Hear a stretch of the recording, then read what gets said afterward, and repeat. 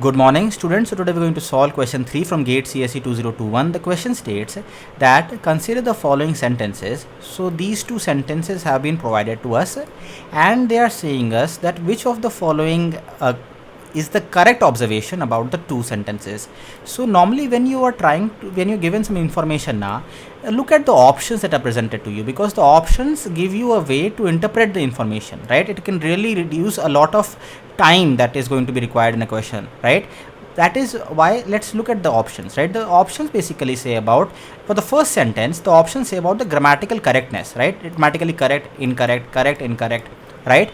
So the first sentence we have to consider it with the grammatical correctness aspect, right? While the second sentence we have to judge it by unambiguous, unambiguous, ambiguous, ambiguous. So whether this sentence has a meaning which is ambiguous or is it unambiguous, right? So both of these we have to judge, but in a different sort of way. So the first sentence I'm going to judge from a grammatical point of view, right? Remember that in English grammar is not similar to your comparative design grammar, in the sense that your English grammar does not have that specific rules regarding how to form sentences.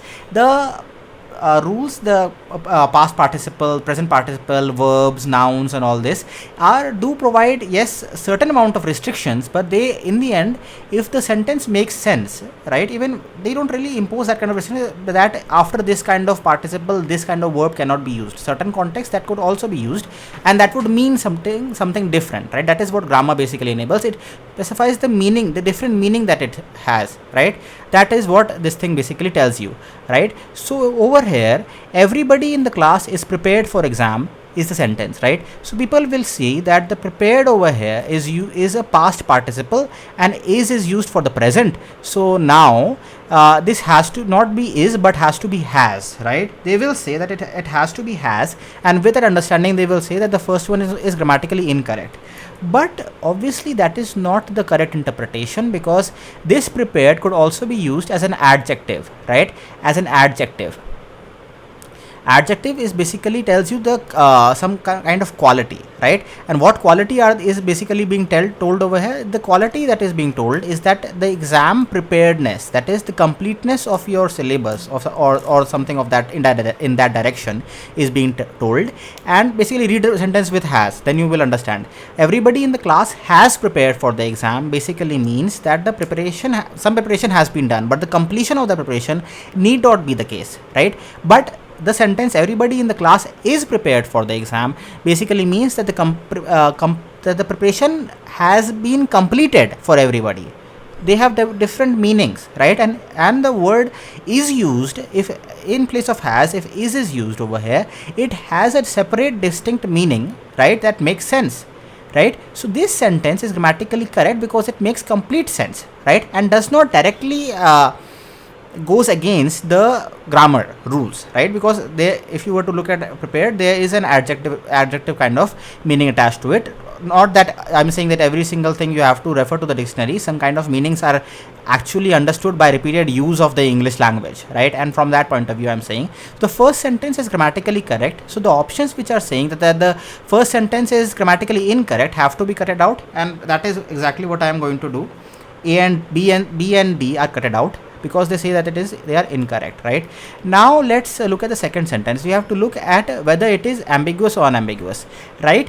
We as engineers now tend to have a approach of trying to analyze questions while thinking that would this what is the meaning of this, right? So we are going to take the normal thing and take it to the narrative point of view, right? We abstract it out into a narrative, right? So when we read unambiguous and ambiguous, we basically take out the sentence and pour the whole thing into a whole narrative, right? So this is the interpretation that we are going to do.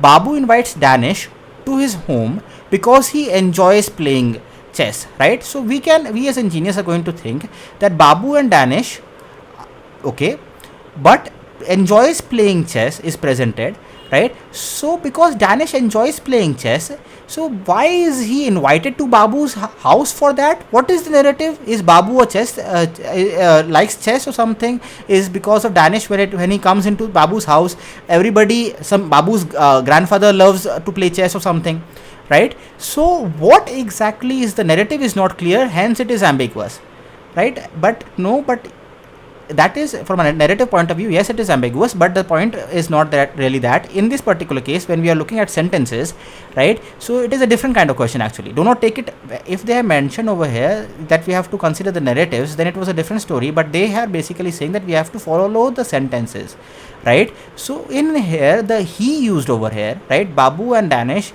Babu invited Danish to his home because he enjoys playing chess, right? This he, does it mean for Danish, or this he, does it mean for Babu, right? We have to basically consider for the words that are used in this sentence, let the narrative be what it is.